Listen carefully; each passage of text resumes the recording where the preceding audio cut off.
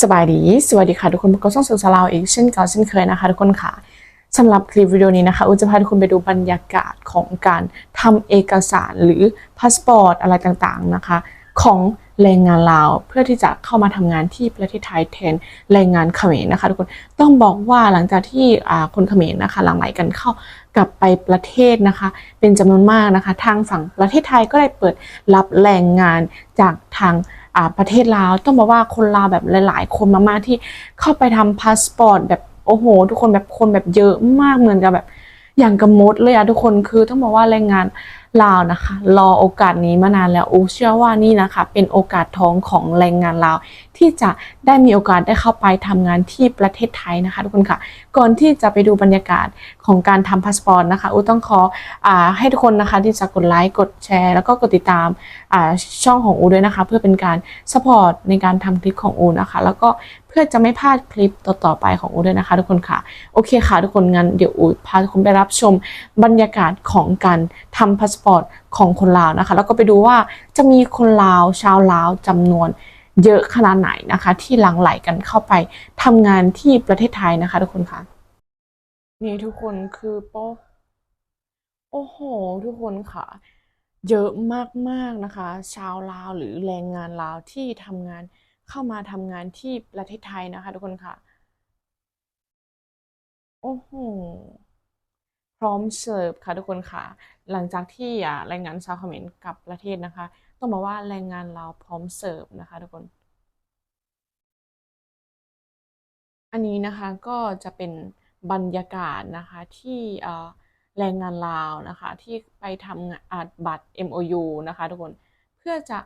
ข้ามไปทำงานที่ประเทศไทยนะคะทุกคนค่ะโอ้โหต้องบอกว่าแรงงานลาวพร้อมเสิร์ฟจริงๆนะคะทุกคนพ่อพี่น้องสวัสดีพ่อแม่พี่น้องทางฝั่งไทยนะครับผมวันนี้เราก็อยู่ที่หน้าด่านพี่น้องอยู่ที่ด่านนครหลวงเวียงจันทน์เนาะระหว่างไอ้นครหลวงเวียงจันทน์กับ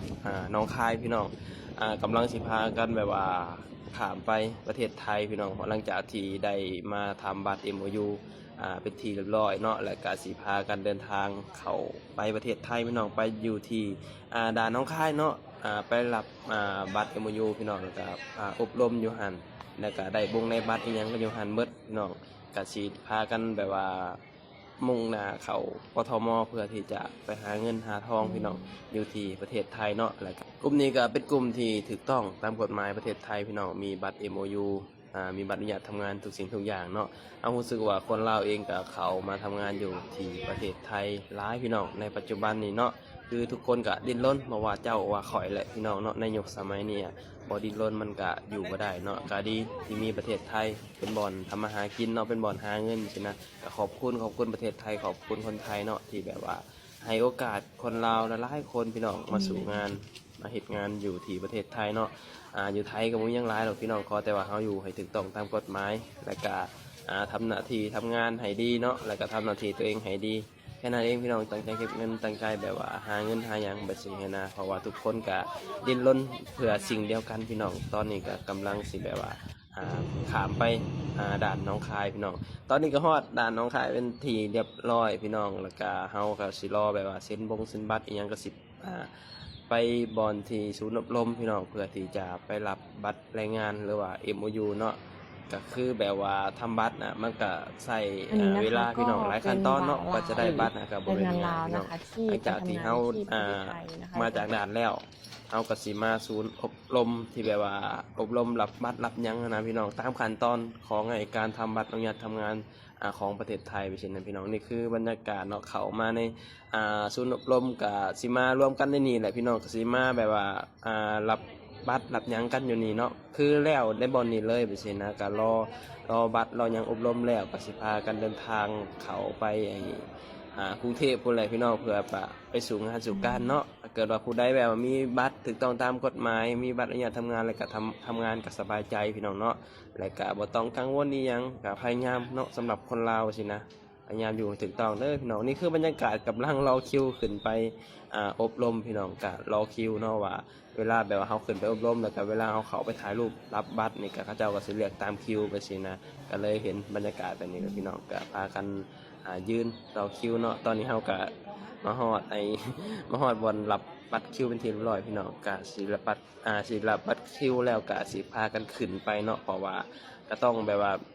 ตามคิวตามระเบียบพี่น้องเพราะว่าคนมันหลายเนาะต้องจัดระเบียบถ้าเกิดว่าบ่จัดระเบียบมันก็สิวุ่นวายพี่น้องหลังจากที่เฮาจะขึ้นไปอบรมแล้วก็เขาเจ้าก็สิเรียกตามบัตรคิวเขาไปถ่ายรูปเพื่อที่จะรับบัตรอนุญาตทำงานพี่น้องเนาะเดี๋ยวเบิ่งบรรยากาศนำกันตอนนี้เฮากำลังแบบว่าขึ้นมาอยู่ที่บอนที่อบรมแล้วก็บอนที่เฮาจะถ่ายรูปรับบัตรอนุญาตทำงานพี่น้องเนาะทำบัตรก็ถือว่าค่อนข้างที่จะหลายขั้นตอนอยู่พี่น้องเนาะเพื่อที่จะแบบตรวจสุขภาพเพื่อที่จะอบรมเนาะนี่คือเขามาบนศูนย์อบรมอาจจะบริถ่ายให้เบิ่งเบิดรายละเอียดพี่น้องกับสิประมาณนี้แหละพี่น้องเนาะการทำบัตร MOU เนาะแต่สำหรับคนที่เคยเห็นแล้วก็อาจจะฮู้นะแต่คนที่บ่เคยเห็นอาจจะแบบว่างงๆเนี่ยกับบ่มีหยังหลายเด้อพี่น้องกับมาตามคนอื่นเนาะตามบริษัทเพราะว่ากับมีเจ้าของบริษัททำบัตร MOU ของคนไทยเขาเจ้าก็พามาทุกอย่างทุกขั้นตอนนั่นแหละพี่น้องเพื่อที่จะแบบว่าให้มันแบบว่าสะดวกสบายไปเช่นนั้นนี่เลยพี่น้องตอนนี้ก็กำลังสิเข้าไปถ่ายรูปเพราะว่าจะรับถึงขั้นตอนสุดท้ายแล้วรับมาบัตรอนุญาตทำงานนั่นเองเนาะหลังจากที่แบบว่าเฮาได้รับบัตรอนุญาตทำงานพี่น้องก็สิพากันเดินทางเข้าไปในกทมพี่น้องเพื่อที่จะไปทำงานทำการเนาะนี่คือบรรยากาศศูนย์อบรมอยู่ที่ด่านน้องคายพี่น้องบรรยากาศพี่น้องเบิ่งจนคำอ่ะแม่เผื่อมันสิได้เพราะว่ามันคนหลายพี่น้องคนแบบว่าเป็นพันย้ำเลยว่าคนเห็นประเด็นมันอยู่หลายพี่น้องเนาะแบบหลายคนเนาะเผื่อสิได้ก็บ่เป็นไงเบิ่งจนคำอ่ะตอนนี้กำลังสิทุ่มหนึ่งแล้วพี่น้องตอนนี้เจ้าของบริษัทเขาเจ้าก็สิเรียกไปประชุมพี่น้องว่าบัตรเฮาแบบว่าใช้จังได๋แบบสินะมันเป็นจังได๋สินะเดี๋ยวเฮาก็ไปพังนำกันพี่น้องว่าเขาเจ้าสิว่าจังได๋ เบิ่งใหม่เช็คก่อนเด้ออยู่ข้างหน้านี่มันสิมีชื่อมีนามสกุลวันเดือนปีเกิดแล้วก็รูปถ่ายเจ้าของแล้วก็ใส่รูปถ่ายเจ้าของนี่มันสัญชาติทำลงเป็นพม่าแล้วเปลี่ยนล้วนมันสิเอากลับไปมันเคยนี่เด้อนี่ใส่กันส่วนหลายสิผมมาจากทั้งสมุทรสาครเพราะว่าไอ้ผมจะยังหางานอยู่เคารพของคนที่นี่คือใบอนุญาตทำงานเนี่ยมีอายุอยู่ที่2 ปีนะครับ2 ปีนับจากเมื่อเขาประเทศมากกับคือมือนี้นะครับชุดชื่อกระทบเป็นวันที่28ชุดเนี่ยนะครบ2 ปีดังนั้นวันที่28พฤษภาคม28เดือน5ปี2020น่าเท่าไหร่อีก2 ปีก็37ครับผม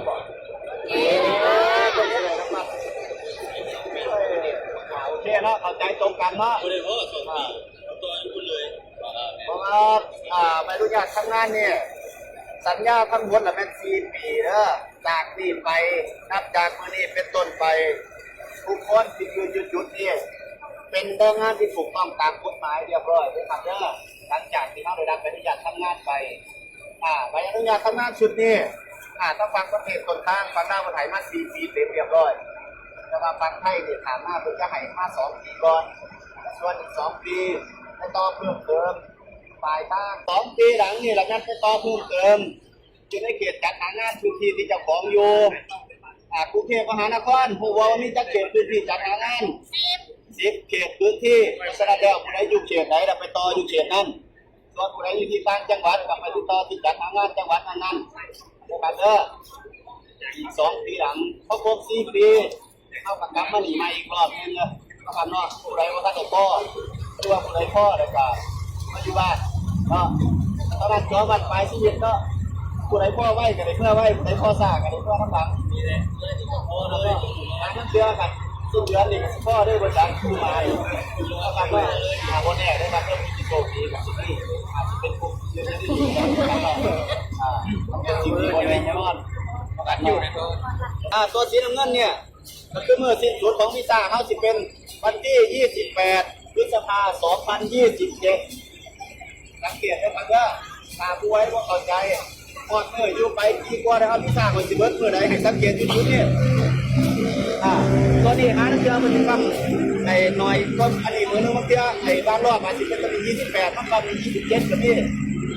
เพราะฉะนั้นแล้วให้เอาวีซ่าตัวนี้17ตัววีซ่านี่นี่เพิ่นปักเพื่อละ500 บาทนะครับเด้ออย่าลืมเด้อขาดก็เลยปักเพื่อละ500 บาทเพราะฉะนั้นยุดนี่ เป็นจุดที่วีซ่าเขาแค่10จุดให้ทุกคนสังเกตจุดนี้นะข้างล่างเป็น e วีซ่าเพิ่นฟังคำว่า e วีซ่าให้ท่านรู้นะครับเด้อ e วีซ่าบางคนอาจใช้ต่อมาบางคนอาจสิใช้ปากกาเขียนเอาอาจจะเห็นมันใส่ตามว่าคำว่า e วีซ่าอันนี้คือวีซ่าทำงานของเราครับเนี่ยคือการขึ้นตัวนี่มีเสน่ห์ครับปั๊มวีซ่าทำงานมีเสน่ห์แต่ก่อนน่ะติดเพิ่นหาดึงสมัยก่อนกันบ่ตอนนี้มีซ้ำนี่แล้วเดี๋ยวกลับไปลบยังเอาข่อยมีเสน่ห์วีซ่าทำงานมันเป็นแบบนี้ไปแล้วมันบ่ได้คือเก่านะครับเด้อได้งานตัวเก่าที่บ้านวันที่เท่าไหร่หมู่บ่เอาเขามาวันที่เท่าไหร่มื้อนี้ให้สิบอกพี่แม่ที่เท่าไหร่29 เดือน 5เจ้านักพุทธไป2มื้อ29 เดือน 5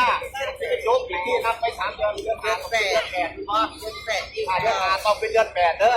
เดือน8ก็คือเดือนสิงหาวันที่29ให้นับคนประมาณ2มื้อเป็น20 27สิงหาได้งานตัว90 วันครั้งที่1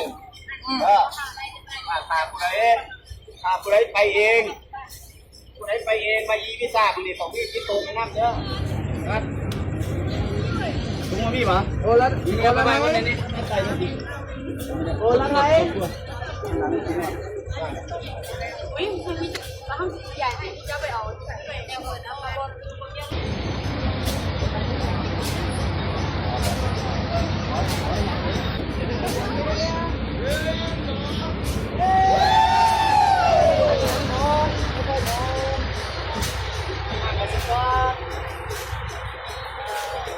จะเข้าไปเด้อไล่เดียว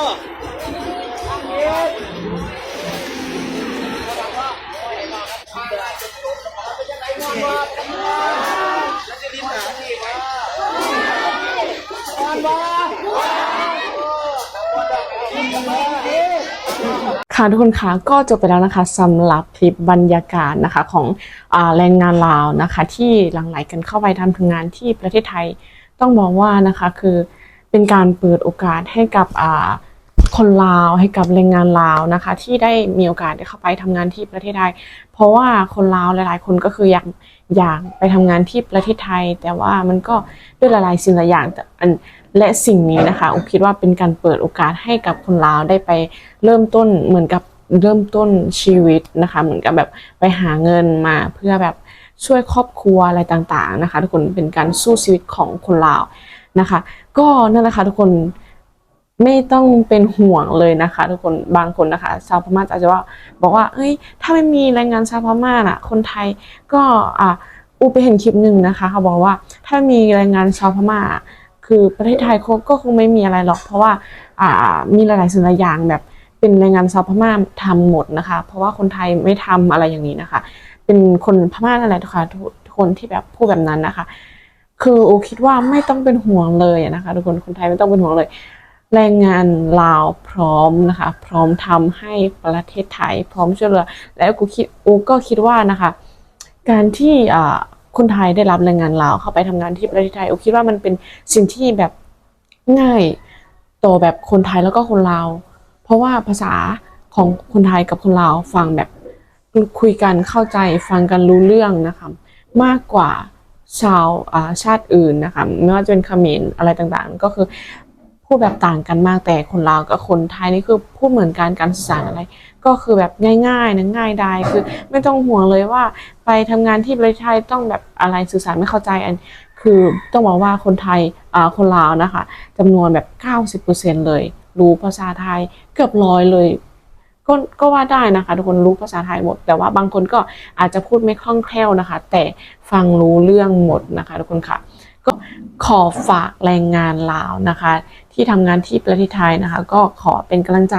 ให้ทุกคนนะคะที่จะตั้งใจทำงานที่ประเทศไทยนะคะเพื่อจะนำเงินส่งกลับบ้านช่วยเหลือพ่อแม่อะไรต่างๆก็ว่ากันไปนะคะทุกคนค่ะก็ขอบคุณทุกคนมากๆนะคะที่รับชมคลิปของอูจนถึงตอนนี้นะคะอูต้องขอตัวลาไปก่อนนะคะทุกคนค่ะสวัสดีค่ะบ๊ายบาย